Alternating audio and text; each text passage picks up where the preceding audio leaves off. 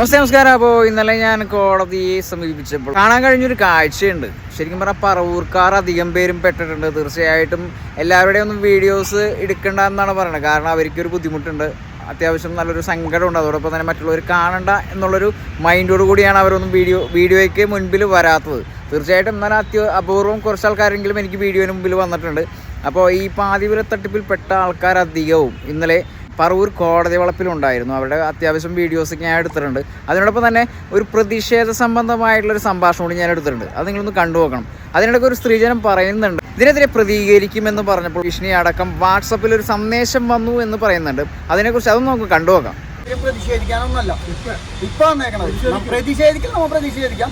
ഇപ്പൊ നമ്മൾ വന്നേക്കണം ഈ കൂട്ടായ്മ ഒന്ന് സ്ട്രെങ്ത് ആക്കാം. അതായത് നമ്മുടെ കൂട്ടായ്മ ഇത്രയും പേര് നമ്മളുണ്ട്, നമുക്ക് ഇത്രയും നഷ്ടപ്പെട്ടിട്ടുണ്ട്, നമുക്ക് ഇതിനെതിരെ അതായത് കേസ് കൊടുത്തിട്ടുണ്ട്. നിങ്ങൾക്ക് എല്ലാവർക്കും റെസിപ്റ്റ് കിട്ടി, കിട്ടാത്തവർക്ക് കിട്ടും. ഇതൊക്കെ കിട്ടി വീട്ടിൽ പോരുന്നൊരു കാര്യമില്ല. അപ്പൊ നമുക്ക് ഇതിനെതിരെ എന്തൊക്കെ ചെയ്യാൻ പറ്റുന്നത് പുള്ളി ലീഗലായിട്ടുള്ള കാര്യങ്ങൾ ഈ സാറ് പറഞ്ഞു തരും. ബാക്കി നടപടിക്രമങ്ങൾ നമുക്ക് പിന്നീട് ആലോചിച്ച് നമുക്ക് എടുക്കാവുന്നതാണ്. മാക്സിമം പേരെ നമുക്ക് കൊണ്ടുവരണം. മേരിയുടെ വിളംബരം ഇനിയും കേട്ട് നമ്മൾ വഞ്ചിതരാവരുത്. അവള് അവർ അജ്ഞാത കേന്ദ്രത്തിലിരുന്ന ഗ്രൂപ്പിലിടുന്നു. പ്രതികരണമായി വന്നിട്ടുണ്ടെങ്കിൽ ഒരു ഭീഷണിക്കത്ത് അവർക്ക് വാട്സപ്പ് വഴി കിട്ടിയെന്നാണ് പറയുന്നത്. തീർച്ചയായിട്ടും ബാക്കിയുള്ള വാക്കുകൾ നമുക്കൊന്ന് കേട്ടു നോക്കാം.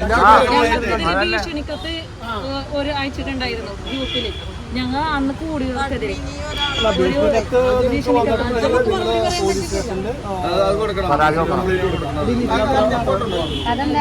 അത് ഗ്രൂപ്പിലിട്ടിട്ടുണ്ടല്ലോ ഭീഷണിക്കത്ത്. നമ്മളവിടെ ഓഫീസിൽ നമ്മള് ഫസ്റ്റ് സ്റ്റെപ്പ് എന്ന രീതിയിൽ പോലീസ് സ്റ്റേഷനിൽ കംപ്ലൈന്റ് കൊടുത്തു. ആ കംപ്ലൈന്റ് കൊടുത്തതിന്റെ അടിസ്ഥാനത്തിൽ അവർ ഓരോ ദിവസവും FIR ഇടുന്നുണ്ട്. ആ FIRൽ നിങ്ങളെല്ലാവരും ചാർജ് ഷീറ്റിൽ സാക്ഷികളാക്കിയാണ് പോകുന്നത്. അപ്പോൾ ഇനി നമുക്ക് ചെയ്യാവുന്നത് എന്ന് പറഞ്ഞിട്ടുണ്ടെങ്കിൽ ഇനി സിവിൽ ലിറ്റിഗേഷൻ നമുക്ക് ഈ കോടതിയിൽ കൊടുക്കണം. ഇപ്പോൾ ഓരോരുത്തർക്ക് 62,000 70,000 ഒക്കെയാണ് ഓരോരുത്തരുടെ പോയേക്കുന്നത്. അതുകൂടാതെ നമ്മൾ വേറെ ഒരു മൂവ്മെൻറ്റ് നമ്മൾ പോയാൽ നമുക്ക് ധനനഷ്ടമാണ്, നമുക്ക് സമയനഷ്ടമാണ്, മാനസികമായിട്ടും മറ്റുള്ള എല്ലാ തരത്തിലും നമുക്ക് നഷ്ടം വരും. അപ്പോൾ നമുക്ക് നിയമപരമായിട്ട് ഏതെല്ലാം വഴിക്ക് നീങ്ങാൻ പറ്റുമോ അതെല്ലാ രീതിയിലും നമുക്ക് നീങ്ങാം. അതിന് വേണ്ടിയിട്ട് ഇപ്പോൾ അരുൺ വിളിച്ചിട്ട് ഇപ്പോൾ ഞാനുണ്ട്, ഡിവോണുണ്ട്. ഇനി വേണമെന്നുണ്ടെങ്കിൽ വേറെ വക്കീലന്മാരും നിങ്ങളെ സഹായിക്കാനായിട്ട് വരും. എന്തെങ്കിലും സംശയങ്ങളോ കാര്യങ്ങളൊക്കെ നിങ്ങൾക്ക് ചോദിക്കാം. നിയമപരമായിട്ട് എന്തെങ്കിലും ചോദിക്കാം. അനന്തകൃഷ്ണന്റെ പേര് ഇവിടെ ഇപ്പൊ ഈ ട്രസ്റ്റില് 3 ആളുടെ ജോയിന്റ് അക്കൗണ്ടിലാണ് ഈ പൈസ നിങ്ങൾ കൊടുത്തത്. ആദ്യം നമ്മൾ 3 പേരെ പ്രതിയാക്കിയാണ് കേസ് കൊടുത്തത്. അപ്പൊ പോലീസിന്റെ അന്വേഷണത്തിൽ അനന്തകൃഷ്ണൻ ഇതിൽ ഉൾപ്പെട്ടിട്ടുണ്ട്. അതിൽ ഇൻവോൾവഡ് ആണ്. പിന്നെ വേറൊരു ലേഡി ഇൻവോൾവഡ് ആണ്. ഇതില് ഇനി പലവരും വരും. ഇതിന്റെ ഏജന്റുമാരുണ്ടെങ്കിൽ ഏജന്റുമാർ അതിൽ പ്രതികളാവും. അപ്പം അങ്ങനെ പ്രതികളുടെ നിര നീണ്ടു പോകും. അതുകൊണ്ട് നമ്മൾ അതിൽ അറിയാവേണ്ട കാര്യമില്ല. അത് അവരുടെ പോലീസിന്റെ ഭാഗമാണ്. ആരൊക്കെ പ്രതി ചേർക്കണം? നമ്മളല്ല ചേർക്കണം, പോലീസാണ്. നമ്മൾക്ക് കംപ്ലൈന്റ് കൊടുത്താൽ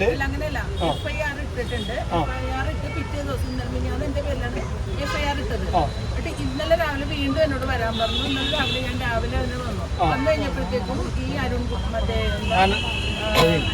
അല്ല ജയിലിൽ കിടക്കുന്ന പുള്ളി അനന്തകൃഷ്ണൻ പുള്ളിയുടെ പേര് കൂടി ചേർക്കാൻ പറഞ്ഞു. അത് പോലീസ് അന്വേഷിച്ചാൽ ഇവരുടെ ഫണ്ട് അങ്ങോട്ട് പോയിട്ടുണ്ടാവും. ഈ ജനസേവാ സമിതി ട്രസ്റ്റിന്റെ ഫണ്ട് അങ്ങനെ പോയിട്ടുണ്ടാവും. അപ്പൊ അതുകൊണ്ട് നമുക്ക് വിഷയമില്ല. നമ്മളെ സംബന്ധിച്ചിടത്തോളം അതല്ല വിഷയം. നമ്മൾക്ക് പണം കിട്ടണ്ടേ? ആ പണം കിട്ടാൻ നിങ്ങൾ പോലീസ് സ്റ്റേഷനിൽ പൈസ കൊടുത്തുകൊണ്ട് നിങ്ങൾക്ക് പണം കിട്ടില്ല. അവിടുന്ന് പണം കിട്ടണമെന്നുണ്ടെങ്കിൽ ഇവിടെ മുനിസിപ്പൽ കോടതിയിലോ സബ് കോടതിയിലോ പോകണം. ഇപ്പോൾ മുനിസിപ്പൽ കോടതിയിലാണ് ഇപ്പോൾ ചെറിയ എമൗണ്ട് ആയതുകൊണ്ട് ഈ ലിറ്റിഗേഷൻ മുനിസിപ്പൽ കോടതിയിലേ പറ്റുള്ളൂ. അപ്പോൾ അതിൻ്റെ ഒരു പാർട്ട് എന്ന നിലക്കാണ് നമുക്ക് FIR ആയി ഉപയോഗിക്കാൻ പറ്റുള്ളൂ. അത് കഴിഞ്ഞ് നിങ്ങളുടെ കയ്യിൽ നിന്നുള്ള നിങ്ങളുടെ പണം ട്രാൻസ്ഫർ ചെയ്തിരിക്കുന്ന ബാങ്ക് ഡീറ്റെയിൽസ്, നിങ്ങളുടെ ഡീറ്റെയിൽസ് ഒക്കെ ഇതിൻ്റെ എവിഡൻസിലൊക്കെ വരുള്ളൂ. എല്ലാവരും ആത്മഹത്യപ്പെടുന്ന എന്താണെന്ന് പറയാം. ഈ 4ാമത്തെ പേരാണ് അനന്തകൃഷ്ണൻ വെക്കുമ്പോൾ ജനസേവ സമിതി ട്രസ്റ്റ് അത് മുഖാന്തരം അയാളുടെ മേലിൽ പൈ ചാരിയിട്ട് അതാണ് ഇവിടെയുള്ള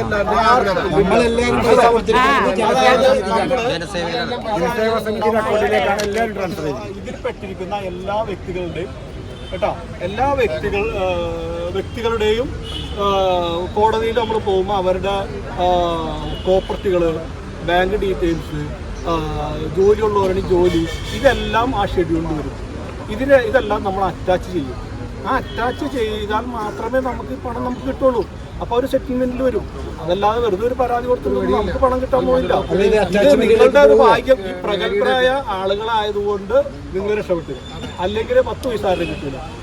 ഇതിൽ എനിക്ക് പറയാനുള്ളത് മൊത്തം പറവൂര് മാത്രം 2200 പരാതി പേര് പണം കൊടുത്തിട്ടുണ്ട്. 675 പേര് മാത്രമാണ് ഇപ്പൊ നിലവിൽ പരാതി കൊടുത്തേക്കുന്നത്. ബാക്കിയുള്ള മുഴുവൻ ആൾക്കാരെയും കൊണ്ടും പരാതി കൊടുപ്പിക്കാനുള്ള തീരുമാനങ്ങൾ നമ്മുടെ കൂട്ടുകാരന്മാരെ സഹപ്രവർത്തകർ ആരെങ്കിലും ഉണ്ടെങ്കിൽ അവരുടെ അടുത്ത് വിളിച്ച് പറഞ്ഞ് പരാതി കൊടുക്കണം. ഇന്ന കാര്യങ്ങളുണ്ട്. അതും അനന്തകൃഷ്ണന്റെ പേരും നമ്മുടെ ഈ പറവൂർ മേഖലയിലൊക്കെ ഏറ്റവും അധികം വെച്ചിരുന്ന ഫ്ലെക്സ് AN രാധാകൃഷ്ണന്റെ ഫ്ലെക്സ് ആണ്. AN രാധാകൃഷ്ണൻ, നരേന്ദ്രമോദി ഉൾപ്പെടെയുള്ളവരുടെ ഫ്ലെക്സ് വെച്ചിട്ടാണ് പറവൂർ മേഖലയിലുള്ള അമ്മമാരെ സ്ത്രീകളെ എല്ലാവരെയും പറ്റിച്ചേക്കുന്നത്.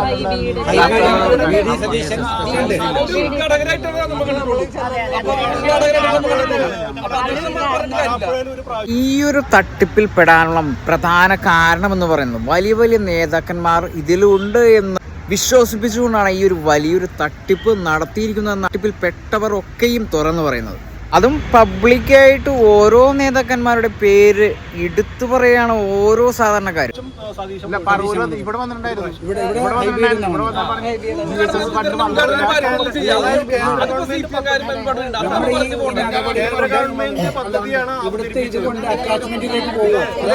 സാമാന്യ രീതിയിൽ CSR ഫണ്ടിനെ പറ്റി എല്ലാവർക്കും നിങ്ങൾക്കൊക്കെ ഓൺലൈനിൽ ചെയ്യുന്ന ആളുകളല്ലേ, അതിനെപ്പറ്റി നിങ്ങൾക്ക് നോക്കാവുന്ന സംഭവമുള്ളൂ. CSR ഫണ്ട് ഒന്നും നമുക്ക് കിട്ടൂല. അപ്പൊ ഈ ഒരു തട്ടിപ്പിന്റെ പടുകുഴിയിൽ പോയി പെട്ടതിന് ശേഷം സാധാരണക്കാരൊക്കെയും നേതാക്കന്മാരെ മാത്രമല്ല പഴിയായിരുന്നു, കേന്ദ്ര ഗവൺമെന്റിന് അടക്കം പഴിയായിരുന്നു. CSR ഫണ്ട് കൊടുക്കുന്നതെന്ന് വെച്ചിട്ടുണ്ടെങ്കിൽ അത്രക്കും പ്രഗത്ഭരായിട്ടുള്ള NGOകൾക്ക് കൊടുക്കുള്ളൂ. അല്ലാതെ തൊടുപുഴക്കാരൻ ആലോചന വന്നാലൊന്നും കിട്ടില്ല. ഇവര് മനസ്സിലാക്കിയില്ല സാറേ. ഇവിടെ ഉള്ള പ്രഗത്ഭരായ ഇത്രയും വലിയ ആളുകൾ മനസ്സിലാക്കിയില്ല. സാധാരണ ജനങ്ങൾ ഇവരെയാണ് മനസ്സിലാക്കിയത്. ഡോക്ടർമാരെ അതിനകത്ത് ഉണ്ടാവുമ്പോ നമ്മൾ വിശ്വസിക്കില്ല. നമ്മൾ കാണുന്നതല്ലേ അവര്. ഞങ്ങള് ചേനങ്ങൽക്കാരാണ്. മധു ഡോക്ടർ, ശശിധരൻ ഡോക്ടർ എന്നൊക്കെ പറഞ്ഞാൽ ഞങ്ങളെ സംബന്ധിച്ചിടത്തോളം അവരൊക്കെ നല്ല അറിവുള്ളവരാണ്. ഞങ്ങൾക്കാണ് ഇത്തിരി അറിവ് കുറവുള്ളൂ. ജനസേവാ സമിതി 14-ാം തീയതി എല്ലാവരോടും ഓഫീസിൽ നമ്മളോട് പറഞ്ഞിരിക്കുന്ന ലാസ്റ്റ് ഡേറ്റ് 14-ാം തീയതി. അപ്പൊ അതിന് മുമ്പ് പരാതികൾ കൊടുക്കുക. അതുകൊണ്ട് ഇപ്പൊ സാറ് പറഞ്ഞ പോലെ നിയമപരമായിട്ട് നേരിടണം. അതുപോലെ തന്നെ ശക്തമായ സമര പോരാട്ടങ്ങൾ നടത്തണം. അത് വേറൊന്നും കൊണ്ടല്ല, നമ്മളിപ്പോ ഈ ഒരു കാര്യം പറഞ്ഞു കഴിഞ്ഞ് ആ കോടതിയിൽ ഏൽപ്പിച്ച് കഴിഞ്ഞാൽ നമ്മളോട് പറഞ്ഞ് മാറിപ്പോവും. പിന്നെ അതിന് തുടർച്ച നമുക്ക് അന്വേഷിക്കാൻ പറ്റൂല. സമര പോരാട്ടങ്ങളായിട്ട് പോവാണെങ്കിൽ സർക്കാരിലേക്ക് കൃത്യമായിട്ട് കാര്യങ്ങൾ ധരിപ്പിക്കണം. പറയട്ടെ, 2200 കോടി രൂപ അടക്കം ഈ മേഖലയിൽ നിന്ന് കേരളം മുഴുവൻ പിടിച്ചടക്കിയിട്ടുണ്ട്. ആകെ 2 കോടി രൂപയുടെ സ്വത്ത് മാത്രം അനന്തകൃഷ്ണന്റെ കയ്യിൽ നിന്ന് നമ്മ ഇപ്പൊ അറ്റാച്ച് ചെയ്യാൻ പറ്റിയിട്ടുള്ളൂ. സർക്കാരിന് അത് സ്റ്റേ കൊടുക്കാൻ പറ്റിയിട്ടുള്ളൂ. ബാക്കിയുള്ള മുഴുവൻ 400 കോടി രൂപ, 500 കോടിയാണ്. കൃത്യമായിട്ട് കണക്കില്ല. ഈ തുകയൊക്കെ എവിടെ പോയി എന്നുള്ളത് സർക്കാരിനെ കൊണ്ട് ശക്തമായ രീതിയിലുള്ള അന്വേഷണം നടത്തിയിട്ട് അപ്പൊ അതിനുവേണ്ടിയുള്ള സമര പോരാട്ടങ്ങൾ നടത്തണം. സർക്കാരിലേക്ക് കൃത്യമായിട്ട് എത്തിക്കണം. കോടതിപരമായിട്ട് കറക്റ്റായിട്ട് കാര്യങ്ങൾ പോകണം. അപ്പൊ ഇതിനെല്ലാം നമ്മ ശക്തമായിട്ട് മുന്നിട്ട് ഇറങ്ങുകയും ചെയ്യണം. അപ്പൊ ബാക്കി പരാതി കൊടുക്കാത്ത ആൾക്കാരെ കൊണ്ട് എല്ലാവരെ കൊണ്ടും കൃത്യമായിട്ട് 2200 പേരുണ്ട്. 2200 പേരെ കൊണ്ട് പരാതി കൊടുപ്പിച്ചിട്ട് തന്നെ അനന്തകൃഷ്ണനെതിരെയും അതിന് നേതൃത്വം നൽകിയ രാധാകൃഷ്ണൻ ഉൾപ്പെടെയുള്ള എല്ലാവരുടെ പേരുള്ള പരാതി കൊടുത്തിട്ട് സമര പോരാട്ടങ്ങളായിട്ട് മുമ്പോട്ട് പോകണം. സത്യത്തിൽ തട്ടിപ്പിനിരയായവർ മുഴുവനായിട്ടും കേസ് കൊടുത്തിട്ടില്ല എന്നുള്ള കാര്യമാണ് ഇവിടെ വെളിപ്പെടുത്തിയിരിക്കുന്നത്. തീർച്ചയായിട്ടും ചിലർക്ക് മുഖം കാണിക്കാനായിട്ട് സാധിക്കില്ല, ചിലർക്ക് കുടുംബക്കാർ അറിഞ്ഞിട്ടുണ്ടാവില്ല ഈ ഒരു തട്ടിപ്പിൽ പെട്ടിരിക്കുന്നത്. അതുകൊണ്ടായിരിക്കാം എന്ന് വിചാരിക്കും. ഇതൊക്കെ തന്നെയാണ് ഇതേപോലെ തട്ടിപ്പുകാരുടെ വളർച്ച എന്ന് പറയുന്നത്. 14-ാം തീയതി ഡേറ്റ് ഉണ്ട്. അതിന് മുമ്പ് പരമാവധി ആൾക്കാർ പരാതികളായിട്ട് മുമ്പോട്ട് പോകാൻ തന്നെ എല്ലാവരെയും ബന്ധപ്പെടണം. പോലീസ് സ്റ്റേഷനിൽ കൊടുത്ത CIക്കും DSPക്കും പരാതി കൊടുക്കുക. ഏറ്റവും വലിയ പകൽക്കൊള്ളയാണ് ഈ സംഭവം. അത് നിങ്ങൾ എവിടെ കൊടുത്താലും അവിടെ നിന്ന് ഫോർവേഡ് ചെയ്യും. കുഴപ്പമില്ല, കൊടുത്താലും കുഴപ്പമില്ല, കൊടുത്തില്ലെങ്കിലും പ്രശ്നമൊന്നുമില്ല. അതൊന്നല്ല നമുക്ക് മെയിൻ സാറേ, ഞങ്ങളൊക്കെ അറിയണ ചെറിയ ചെറിയ ജോലി ചെയ്യണവരാണ്. ഇപ്പം അതിൻ്റെ ഒരു ബുദ്ധിമുട്ട് ഒഴിവാക്കാനും വേണ്ടിയാണ് ഞങ്ങൾ ഈ ടൂ വീലറിന് അപേക്ഷ വെച്ചതും ഇതാക്കിയതും. ഇനിയിപ്പോ അറിയണത് ഈ കേസ് കൊണ്ടുപോകാൻ ഇതിനൊക്കെ ആവുമ്പോ ഞങ്ങളെ ഈ ജോലി നഷ്ടപ്പെടുന്ന അവസ്ഥയാണ് ഇനി ഞങ്ങൾക്ക് വരാൻ പോണത്. ഇന്നിപ്പോ ഈ കാര്യങ്ങൾ പറയാ, അതല്ലാതെ വേറെ ഒരു മൂവ്മെന്റ് ഒന്നും ഇല്ല. 14-ാം തീയതി എന്താ പറഞ്ഞിരിക്കണത്? 14-ാം തീയതി ഞങ്ങൾ ചെല്ലാണ്. ഇവിടുത്തെ CI പറഞ്ഞിട്ടുണ്ട്. അല്ല വേലല്ല, ഇവിടുത്തെ CI പറഞ്ഞ SI പറഞ്ഞിട്ടുണ്ട് 14-ാം തീയതി ഞങ്ങൾ ചെല്ലാൻ. പോലീസുകാർ പറഞ്ഞ പോലീസുകാർ പറഞ്ഞിട്ട് 14-ാം തീയതി വരുന്നുണ്ട്. എനിക്ക് കിട്ടിയ അറിവനുസരിച്ച് ഇവര്